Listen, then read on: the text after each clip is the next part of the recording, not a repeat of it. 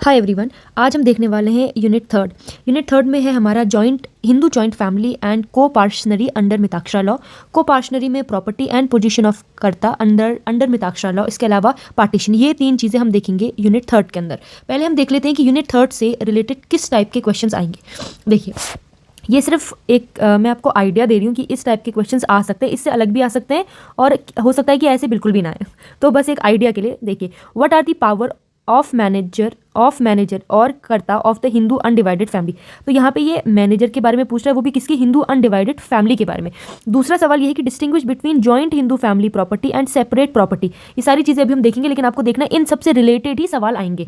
को पार्टनर क्या होता है, उसके राइट के बारे में बताइए। फिर है आपका द पावर ऑफ कर्ता या फिर मैनेजर के बारे में बताना है हमें, हिंदू जॉइंट फैमिली का कौन होता है और उसके पास क्या क्या पावर्स है। फिर यहाँ पूछ रहा है एंसेस्टर प्रॉपर्टी और सेपरेट प्रॉपर्टी के बीच में डिफरेंस बताइए। फिर वही लास्ट में पावर ऑफ कर्ता of the joint Hindu family. तो ये सारे टाइप के क्वेश्चंस आपके यूनिट थर्ड से रिलेटेड आएंगे। ठीक है, अब देखते हैं यूनिट थर्ड में क्या क्या है। तो पहला टॉपिक है हमारा joint Hindu family. Joint Hindu family, इसका क्या मतलब है? पहली चीज़ तो यहाँ पे पहला शब्द आ रहा है जॉइंट, दूसरा शब्द आ रहा है हिंदू फैमिली। ऐसी हिंदू फैमिली, ऐसी फैमिली जिसमें हिंदू लोग रहते हैं प्लस वो जॉइंटली है, मतलब कि वहाँ पे हस्बैंड वाइफ के अलावा उनके मदर फादर, उनके सन डॉटर, उनके ग्रैंडसन, उनके ग्रेट ग्रैंडसन, इतने सारे लोग जब सब एक जगह पे रह रहे हो तो हम उसे कहते हैं कि ये एक जॉइंट हिंदू फैमिली है।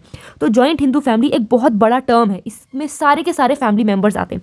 देखिए क्या क्या आता है। पहले तो इसमें जो हेड ऑफ द फैमिली, जिसको मैनेजर कहते हैं और हिंदी में कर्ता कहते हैं, ठीक है, उन दोनों के, उन जो हस्बैंड और वाइफ थे उनके बच्चे होंगे कोई, तो अगर उनका सन था, एक डॉटर थी और एक और सन था, तो जो बेटा था उसकी शादी कर दी, अब उसकी बीवी भी घर में रहने लग गई। जो दूसरा बेटा था उसकी भी शादी कर दी। जो यहाँ डॉटर है ये अभी अनमैरिड डॉटर है, मतलब इनकी अभी शादी नहीं हुई है, तो ये भी अभी जॉइंट हिंदू फैमिली का पार्ट होंगे। फिर जो बेटा था ना उसकी जब शादी हुई तो उनके भी एक बेटी हो गई और एक बेटा हो गया। फिर उस बेटे की भी शादी कर दी, तो वहाँ से भी सन और डॉटर। अब देखिए, अगर ये जो अभी डॉटर अनमैरिड है इनकी शादी कर दी और फिर ये अब ये मैरिड डॉटर बन जाएंगी, तो फिर यहाँ से जॉइंट हिंदू फैमिली से ये हट जाएंगी। जॉइंट हिंदू फैमिली में डॉटर तब तक रहेंगी जब तक वो अनमैरिड हैं या फिर वो विडो हो चुकी हैं और उनकी हस्बैंड की फैमिली उनको नहीं रख रही है, तब वो वापस आना चाहे तो आ सकती हैं। लेकिन एक married daughter joint Hindu family का पार्ट नहीं है। वो अपने हस्बैंड की जॉइंट हिंदू फैमिली का पार्ट हो सकती है, लेकिन वो अपने फादर के घर के अंदर as a part of joint Hindu family नहीं रहेंगी। जब वो मैरिड हो जाएंगी तब वो नहीं रह सकती हैं। ठीक है, अब देखिए इसका इंट्रोडक्शन क्या लिखेंगे आप। Joint Hindu family, Hindu society जो है वो इवॉल्व हो रही है। अभी हम देखते हैं कि न्यूक्लियर फैमिली है, जहाँ पे सिर्फ एक हस्बैंड और वाइफ रह रहे हैं और उनके बच्चे हैं या नहीं है, तो वो एक बहुत छोटी सी फैमिली है। उनकी जो प्रॉपर्टी है वो भी अलग हो चुकी है, हर चीज़ वो अपना सेपरेट ले चुके हैं, तो वो होती है न्यूक्लियर फैमिली। लेकिन यहाँ हम बात कर रहे हैं जॉइंट हिंदू फैमिली की। तो पहले जो एंशियंट हमारी सोसाइटी थी वहाँ पर ये सारी कंडीशन नॉर्मल थी, पूरा फैमिली एक ही घर में रहता था। दूसरा, यहाँ पे क्या होता है, जॉइंट हिंदू फैमिली की खास बात यह है कि आप सभी का कॉमन एंसेस्टर होता है। क्या होता है? एक एंसेस्टर। जैसे इस केस में ये सबसे टॉप में है ना, मैनेजर जो है, ये कॉमन एंसेस्टर है, इसको हम हिंदी में कहते हैं कर्ता। ठीक है, फिर है देखो जॉइंट हिंदू फैमिली में क्या क्या इंक्लूड होता है। वाइफ्स भी इंक्लूड होती हैं और अनमैरिड डॉटर भी इंक्लूड होती है। इसके अलावा यहाँ पे वही लिखा है, जब शादी हो जाएगी on marriage, daughter joint Hindu family का पार्ट नहीं रहेंगी जो कि उनके फादर की फैमिली को बिलोंग है। वो जॉइंट हिंदू फैमिली का पार्ट बन जाएंगी, लेकिन वो अपने हस्बैंड की फैमिली का पार्ट होंगी। फिर शादी के बाद एक डॉटर अपने फादर के घर को छोड़ देती है, तो छोड़ देने का यहाँ मतलब है कि वो जॉइंट हिंदू फैमिली का पार्ट अपने फादर के घर में अब नहीं रहेंगी।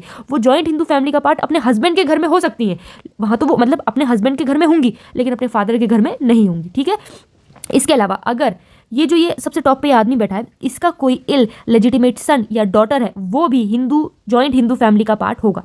उसके अलावा जॉइंट हिंदू फैमिली में मेंबर्स कैसे बढ़ते हैं, कैसे ऐड होते हैं। अगर आप किसी की शादी कर दोगे तो वहाँ वाइफ्स, अगर उसकी फिर बीवी आएंगी तो वहाँ पे उस केस में ये भी जॉइंट हिंदू फैमिली के जो पार्ट है उसमें एडिशन लेके आती हैं। बाय बर्थ, अगर कोई बच्चे का बर्थ होता है या फिर आप किसी को अडॉप्ट कर लेते हो, तो इन तीनों केसेस से आप जॉइंट हिंदू फैमिली में एडिशन कर सकते हो। अब इसमें रिमूवल कैसे होगा, कैसे रिमूव हो सकते हैं लोग। पहली चीज़ डेथ, अगर किसी की डेथ हो गई तो ऑब्वियसली उसका प्लेस खाली हो चुका है। दूसरी चीज़ कन्वर्जन, अब वो हिंदू से कन्वर्ट होकर मुस्लिम बन गए या फिर वो क्रिश्चियन बन गए, तो इन सारे केसेस में भी वो रिमूव हो जाएंगे। तीसरा, आपका कोई बच्चा था, मान लिया जाए ये था ना, ये सन और वाइफ थे, इनका एक सन और डॉटर हुआ, तो उन्होंने अपनी डॉटर को एडॉप्शन पे दे दिया या इन्होंने अपने बेटे को एडॉप्शन पे दे दिया। उस केस में ये जो गिव एडॉप्शन, उस केस में क्या होगा कि इन दोनों की जगह यहाँ पे खाली हो जाएगी और ये जॉइंट हिंदू फैमिली में क्या होगा, ये जॉइंट हिंदू फैमिली में लोगों का रिमूवल होगा। इससे जॉइंट हिंदू फैमिली और भी छोटी होगी। तो आप एडॉप्शन अगर देंगे तो आपका खुद की जॉइंट हिंदू फैमिली से लोग रिमूव हो जाएंगे। उसके अलावा डॉटर की शादी, अगर डॉटर अनमैरिड है तो वो जॉइंट हिंदू फैमिली का पार्ट है, लेकिन अगर उनकी शादी हो चुकी है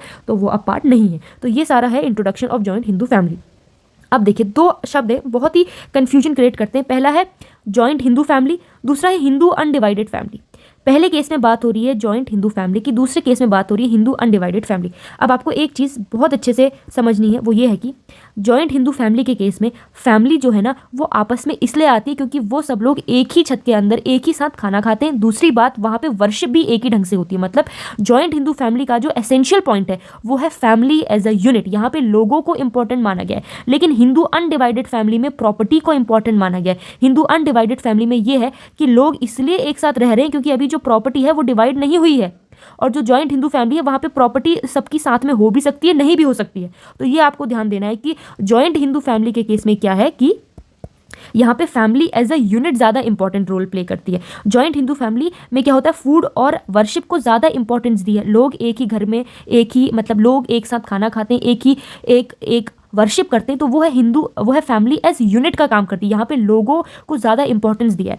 तीसरी बात, यहाँ पे जॉइंट स्टेट हो भी सकता है, नहीं भी हो सकता है, ज़रूरी नहीं है, कोई एब्सोल्युटली नेसेसरी नहीं है, not absolutely necessary to constitute joint family. Possible है कि जॉइंट हिंदू फैमिली की पर कोई स्टेट साथ में हो ही ना, तो प्रॉपर्टी के बेसिस पे जॉइंट हिंदू फैमिली नहीं बनती है, लोगों के बेसिस पे जॉइंट हिंदू फैमिली बनती है। तो पीपल आर मोर इंपॉर्टेंट। लेकिन अगर आप हिंदू अनडिवाइडेड फैमिली को देखें, ऐसी एक हिंदू है, एक हिंदू फैमिली, लेकिन वो भी undivided family, undivided in terms of property.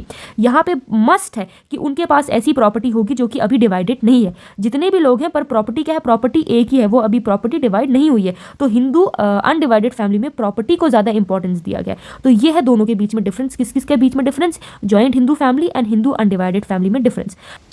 अब हम देखने वाले हैं को पार्शनरी क्या होता है। देखिए, को पार्शनरी को हिंदी में कहते हैं सहभागिता। सहभागिता। को पार्शनरी बात करता है जॉइंट ओनरशिप के बारे में। को पार्शनरी हिंदू लॉ के अंदर बहुत अच्छे से डिफाइन करता है कि प्रॉपर्टी कैसी होगी। देखिए, अगर प्रॉपर्टी सेल्फ अर्नड है, प्रॉपर्टी दो टाइप्स की हो सकती है, पहली सेल्फ अर्नड, दूसरी ancestral property. Self earned property वो होती है जिसमें सोल राइट और सोल ओनरशिप किसी एक पर्टिकुलर इंसान की होती है। लेकिन एंसेस्टर प्रॉपर्टी वो होती है जो कि पुश्तैनी प्रॉपर्टी होती है और जो कि अभी डिवाइड नहीं हुई है। तो जब वो डिवाइड नहीं हुई है तो जितने भी लोग उस एंसेस्टर के पार्ट हैं या उस एंसेस्टर से लिंक हैं, वो सभी लोग उस एंसेस्टर प्रॉपर्टी में अपना अपना हक मांग सकते हैं। तो उन सभी को हम बोलेंगे कि वो क्या है, वो एक को पार्शनर है और जो प्रॉपर्टी है वो कहलाई जाएगी को पार्शनरी प्रॉपर्टी। अब देखिए, जॉइंट फैमिली और को पार्शनरी में क्या डिफरेंस है। जॉइंट फैमिली में जैसे कि हमने बात की थी, जॉइंट फैमिली एक बहुत ही वाइड टर्म है, इसमें मेल फीमेल बच्चे सब आएंगे। जॉइंट फैमिली का मतलब क्या है कि यहाँ पे मेल भी है, उनकी वाइफ भी होगी जिसे हम फीमेल बोलेंगे, उनके बच्चे भी हैं, वैसे ही इस मेल की बहन भी होगी, और उसके अलावा इनका जो ये सन और डॉटर, इनके भी बच्चे होंगे। अगर इस मेल का कोई इल लेजिटिमेट बच्चा, बेटा या बेटी है, वो भी जॉइंट फैमिली का पार्ट होगा।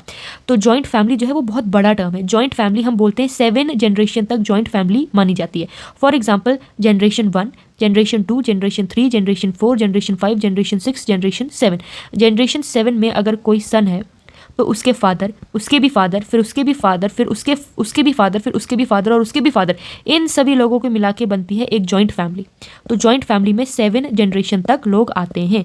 तो यह है जॉइंट फैमिली का कंसेप्ट। अब देखिए, को पार्शनरी, पहली चीज़ तो को पार्शनरी एक बहुत ही नैरो टॉपिक है, बहुत ही नैरो कंसेप्ट है जो कि जॉइंट फैमिली से बहुत नैरो कंसेप्ट है। को पार्शनरी में वही लोग आएंगे जो लोग प्रॉपर्टी पे हक कर सकते हैं, जैसे कि सन, ग्रैंडसन, ग्रेट ग्रैंडसन, ये 3 जनरेशन टू होल्ड प्रॉपर्टी। देखिए, after the Hindu succession amendment act 2005, इसके बाद जो है वो फीमेल को भी राइट दे दिया गया, मतलब कि डॉटर को भी प्रॉपर्टी में राइट दे दिया गया है। तो अब को पार्शनरी में मेल और फीमेल दोनों को ही राइट दिया गया है।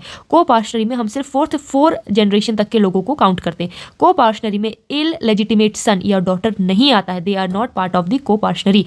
तो जॉइंट फैमिली और को पार्शनरी फैमिली में डिफरेंस है। पहला, जॉइंट फैमिली में मेल फीमेल और बच्चे सभी आएंगे। मेल का मतलब हस्बैंड, वाइफ का मतलब सारी जो भी वाइफ डॉटर सब आएंगी, ठीक है। को पार्शनरी में वही लोग आएंगे जिनके पास प्रॉपर्टी का हक है, जिनको प्रॉपर्टी मिलेगी, जिसके अंदर सन, ग्रैंडसन, ग्रेट ग्रैंडसन या फिर डॉटर भी आएंगे। आफ्टर 2005 जो अमेंडमेंट हुआ है उसके बाद डॉटर भी आती है। जॉइंट फैमिली में 7 जनरेशन तक बोला जाता है कि ये जॉइंट फैमिली है, लेकिन जो को पार्शनरी है उसको 4 जनरेशन तक बोला जाता है कि वो को पार्शनरी है। जैसे कि जनरेशन 1, जनरेशन 2, जनरेशन 3, जनरेशन 4, ये सब किस में आएंगे, को पार्शनरी में आएंगे।